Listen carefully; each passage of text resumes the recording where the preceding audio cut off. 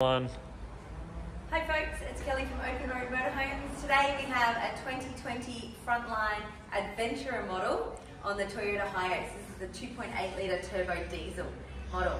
It also means that it has 4 seatbelts, so we can use our wonderful click-clack bed here and also travel with 2 passengers during the day. We're going to check out our compliance plates, which shows that we've got the 4 seatbelts. We've got our second stage compliance. Means that it can be registered as a camper van in any state of Australia. And we've also got our Toyota compliance down the bottom there as well. Okay. Conveniently, just here we've got our toolkit and our jack located. We'll get you to check out the owner's manual for the jacking points on these Hiaces. That's a really important point. Okay.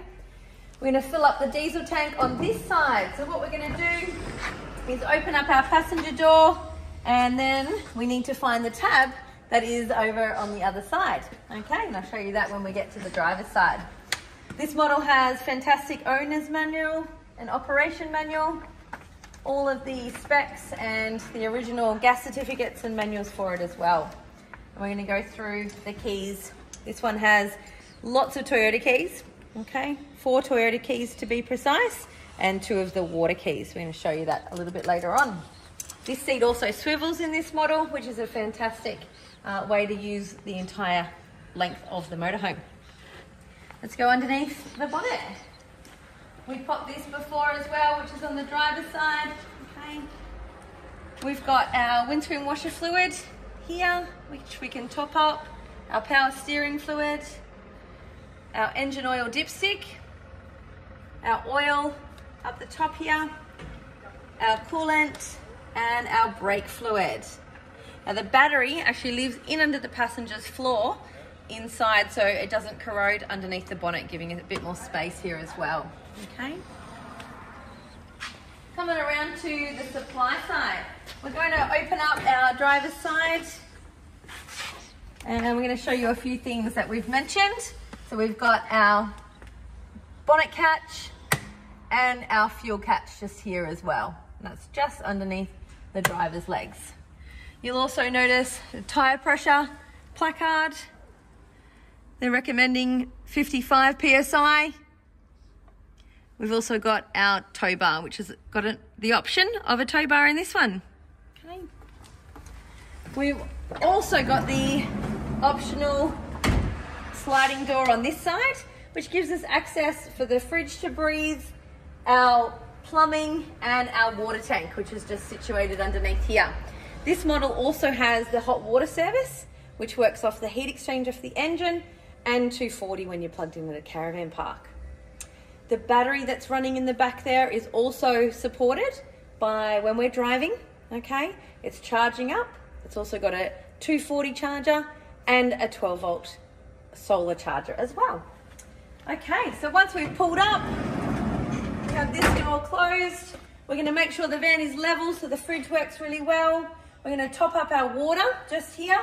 Okay, we push and turn. We use our blue hose, which is safe for drinking water, doesn't get affected by the sun. Okay, so we top up our water, we turn the pump on inside, and we have our flowing water. Then, once we've used that water, we are going to have it come out as our grey water. So right now the bucket is collecting that. If you have a little tree that you park nearby or a silage point at a caravan park, you'll run your grey water hose straight from the point there into the pipe, or if you're at a national park, we can actually run the pipe straight to our grey water tank, which is another optional extra.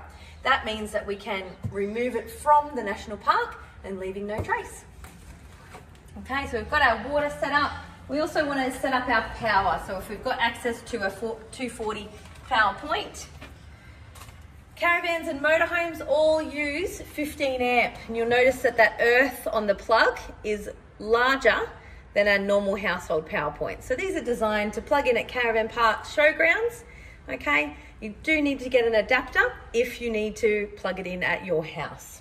Okay, you notice a little TV socket just on the side here as well. Let's head on around. This has got our rear canopy set up, which is just press studded along. This one's got a solar panel where we just plug into an Anderson plug. And let's enter in through the back. So with our canopy up, we can have our rear shower, which obviously we need the pump on to work there. We can plug in our solar input, which directs straight to the house batteries. That's our 240 charger that we mentioned before, okay? And then we've got our tow bar. We make sure that we don't hit our shins on that. There's a little access to our spare tire just on top here. So we need to undo this bolt here, okay? And that whole spare tire bracket will come down from underneath here. Okay, that's all accessible inside, so it's all safe as well. This one has a rooftop bed, so we've got extra cushions. We've got extra awnings for the side awning as well. It's one with the lot. Coming around, we've got access to our gas bottle just on this side here, okay? We can turn that on and off as required. And this one's just the spare one, just here, because there's another one just in behind.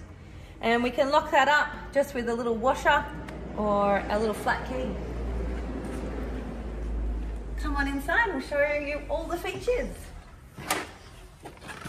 Okay, it's got this great little control system here, which lets us work on our 12 volt. So when we want to use the water pump, we have this in the on position here, and that's going to give us our water coming through. Perfect. When we want all of our cabin lights on, we have this in the on position. Then we can individually turn them on and off as well, okay?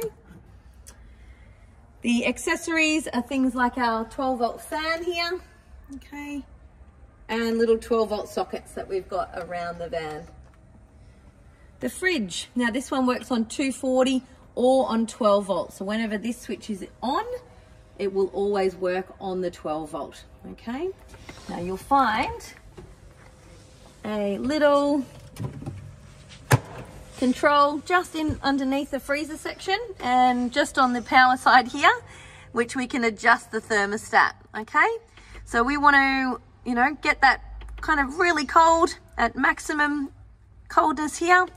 And then overnight, we might only need to bring it down to 1. And during the day, it's in that middle section there as well. So you'll be able to play with that, whatever keeps your wine nice and cold and doesn't freeze your veggies at the bottom, okay?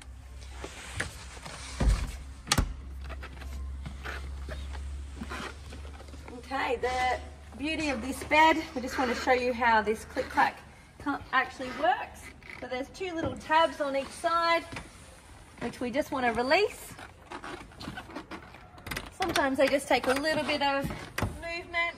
You can always use some WD-40 on those as well. Okay, so release those tabs. Oh, there's our porta potty, and there's our hot water service sitting underneath there as well. Okay. So once we've joined them in the middle, then we bring them out.